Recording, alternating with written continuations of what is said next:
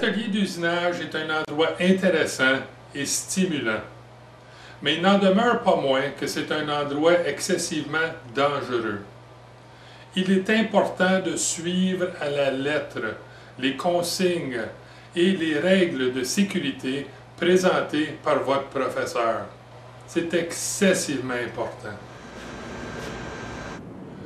Aujourd'hui, on va regarder comment changer une meule sur une rectifieuse plane. Puis on va le regarder un petit peu plus en détail qu'on ferait normalement, puisque notre ami et confrère étudiant Étienne, qui a mal assujetti sa pièce sur le plateau magnétique et qui a eu un petit accident, a réussi à détruire avec grand fracas la meule de la machine. Puisque la meule n'est pas juste usée, mais bien fissurée suite à un coup violent, il va falloir qu'on fasse certaines inspections et vérifications, revoir la table, revoir la broche, pour s'assurer que tout est en état avant de réinstaller une nouvelle meule. Fait qu'on va regarder tout ça, en plus du taillage de la meule et de son balancement. En utilisant une clé appropriée et en se rappelant qu'on a ici un filet à gauche, on va désassembler ou enlever la vieille meule.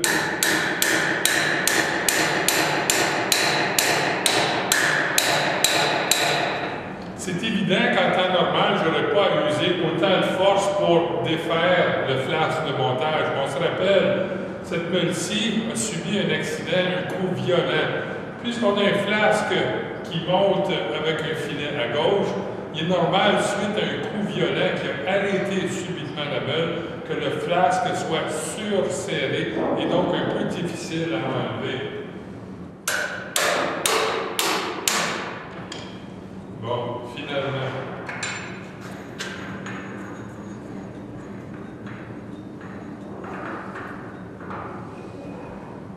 Donc, j'inspecte le flasque de montage que je viens d'enlever pour pouvoir extraire la vieille meule. Je l'inspecte visuellement pour constater qu'il ne semble pas avoir de dommages particuliers sur le flasque. On peut le mettre de côté, tout semble en ordre ici.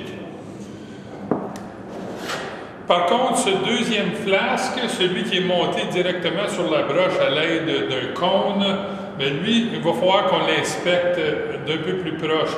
Et même monter un comparateur à cadran pour s'assurer que le choc violent que la meule a reçu et qui a transmis ce choc au flasque n'a pas tordu ou endommagé l'arbre et donc réduit sa concentricité.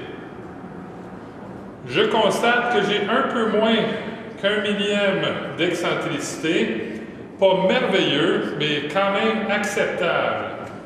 Bon, ça va sembler facile, mais il a fallu que je me batte pas mal avec les clous d'ablocage du flasque de montage arrière, puisqu'encore une fois, suite à l'accident, elle était saisie. C'est également un filet à gauche qui retient cet écrou-là, donc je vais pouvoir l'enlever.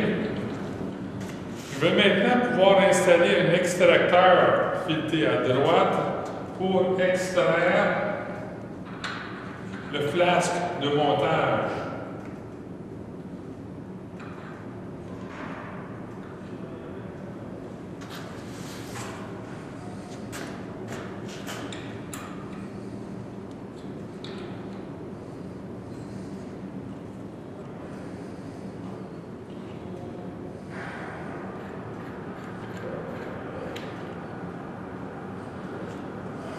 Bon, maintenant que j'ai enlevé le deuxième flasque et que j'ai effectué une inspection, je constate que la conicité femelle et que le cône mâle de la broche sont légèrement endommagés, puisque le flasque, suite à la collision, a glissé sur l'arbre et a causé des petites marques.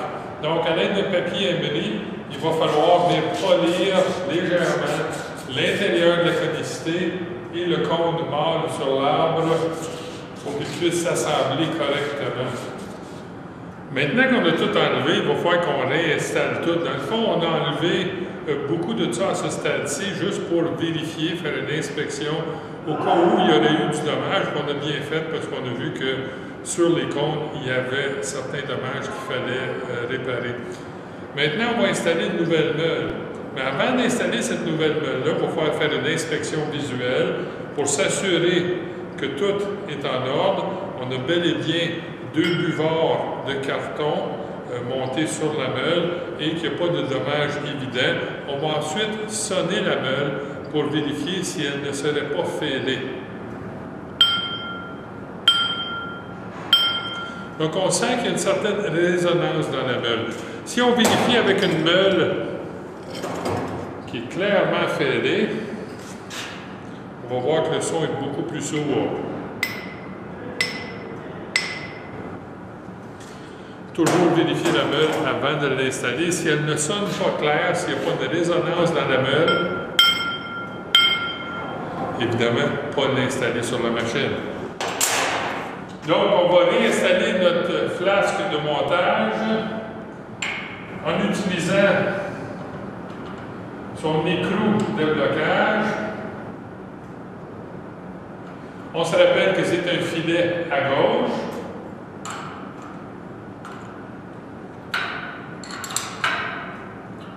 Donc, on le serre bien, mais sans le tuer. Il doit juste être bien serré. On installe ensuite la meule.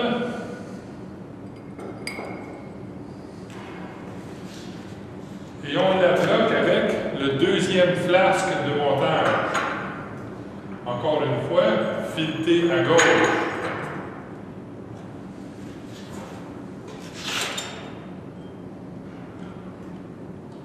On le serre bien, encore une fois, sans le tuer. On est maintenant prêt à partir la meule pour la première fois, mais elle n'est pas parfaitement balancée. Donc, on va le partir en cyclant les interrupteurs pour partir, arrêter et augmenter progressivement sa vitesse de rotation.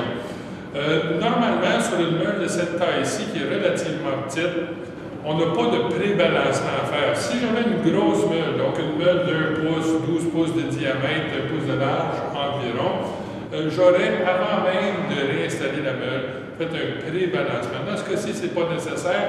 On va plutôt balancer la meule après l'avoir taillée la première fois.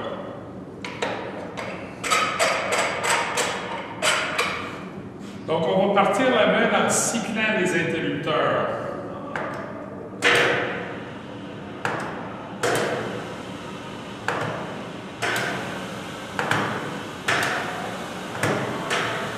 Jusqu'à ce que j'amène la meule à sa vitesse maximale.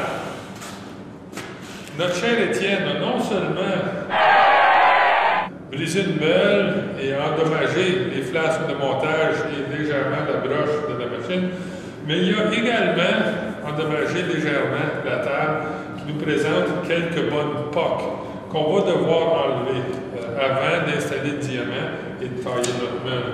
Donc on va mettre quelques gouttes de Marsol à l'aide d'une pierre en bon état. On va venir enlever les pocs et les petits dommages qu'il y a sur la table.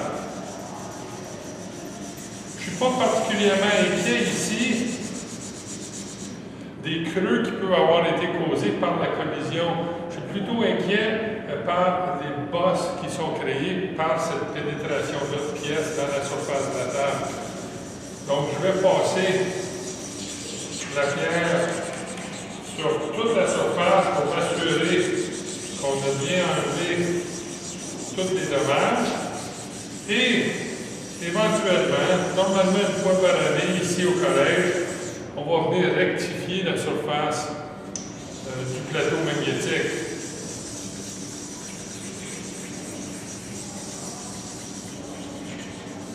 Ici, ma pierre, elle est très douce, elle enlève vraiment à peu près rien en fait de surface, mais elle va vraiment s'attaquer aux petites bosses, aux aspérités, me permettant ainsi de tenir ma pièce correctement. On essuie bien la table. On fait une dernière vérification pour s'assurer qu'on a tout réglé nos problèmes. C'est bon. Je peux maintenant abloquer ma table, installer mon diamant et venir tailler la meule. Le taillage de meule ressemble beaucoup au dressage, au surfaçage d'une meule pour l'aiguiser, mais l'objectif est tout autre. Lorsque je taille une meule, mon objectif c'est de la rendre concentrique. On vient d'installer une nouvelle meule sur la broche. Le trou de montage et les flasques de montage ne placeront pas la meule parfaitement au centre. Elle va donc être légèrement excentrique. Mon taillage va revenir donner une concentricité à la meule avant que j'aille le balancer.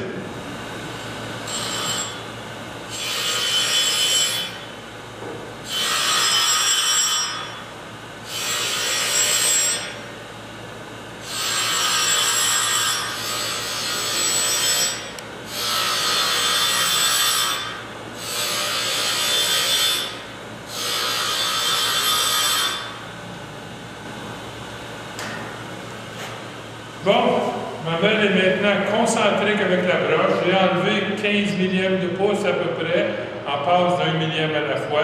Donc j'ai effectué mon taillage. Avec mon interrupteur d'urgence activé, je vais maintenant enlever la meule de la machine. Mais attention, j'ai de le rendre concentrique avec la broche. Fait que je vais enlever la meule cette fois-ci, mais pas comme j'ai fait la dernière fois. Je vais laisser la meule monter dans les flasques et je vais enlever les flasques de montage et la meule tout en une pièce.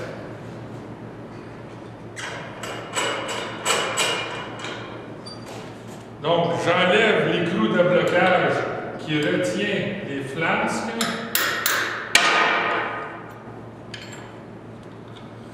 Fileté à gauche.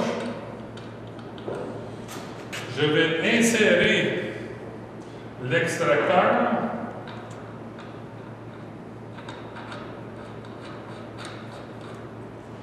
Et je vais retirer la meule avec mes deux flasques de montage.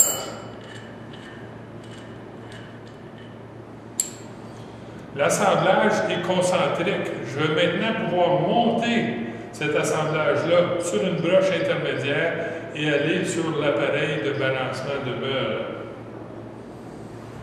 En utilisant ces 3 points de pivot ajustables et un niveau de précision, on peut maintenant niveler l'appareil pour balancer les meules. On commence par niveler en un sens. Plus souvent qu'autrement, on commence avec les 2 points de pivot les plus rapprochés. Une fois qu'on est nivelé dans ce sens-là, on va niveler avec le 3e point de pivot qui se situe au centre des 2 premiers, sans revenir toucher les 2 premiers. De cette façon-là, on a un nivellement ordonné. On n'est pas obligé de reprendre 5 fois nos mouvements.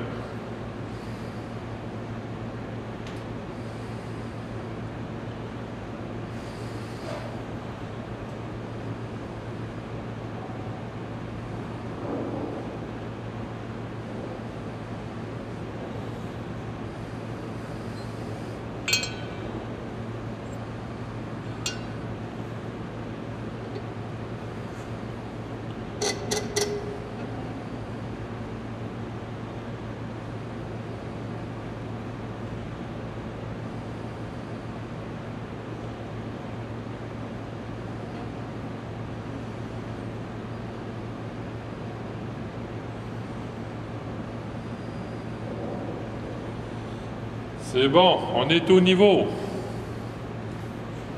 On peut maintenant retirer notre niveau de précision.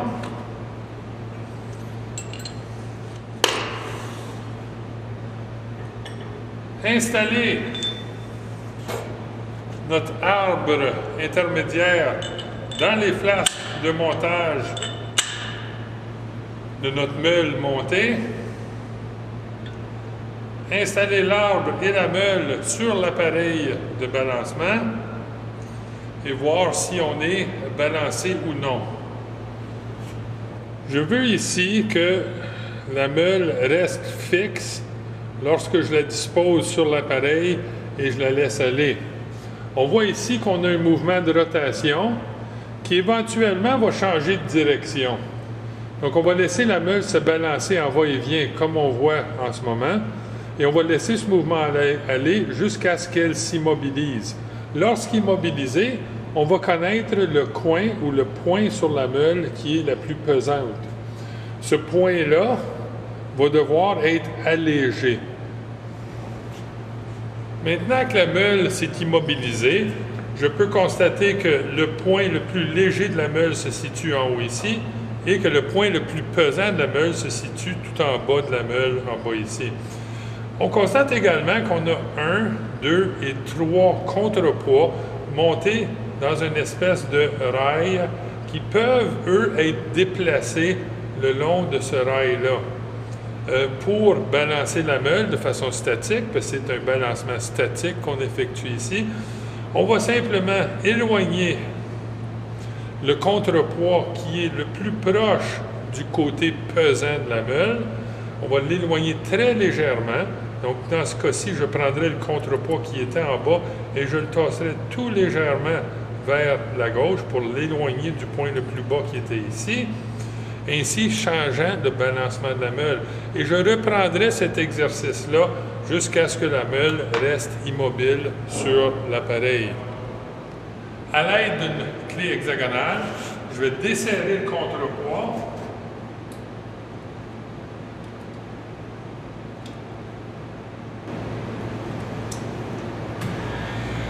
Et éloigner du point le plus pesant ce contrepoids.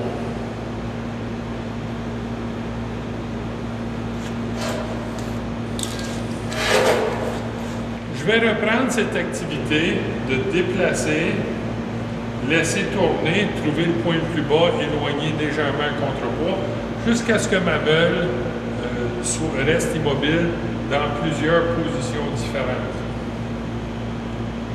Donc, on voit ici que j'ai encore un petit peu de travail à faire. Une fois que je suis satisfait avec le balancement de la meule, je peux retirer la meule, enlever l'arbre intermédiaire, retourner à la rectifieuse avec la meule dûment montée et balancée, réinstaller sur la rectifieuse, tailler une dernière fois la meule et on est prêt à partir pour l'usinage.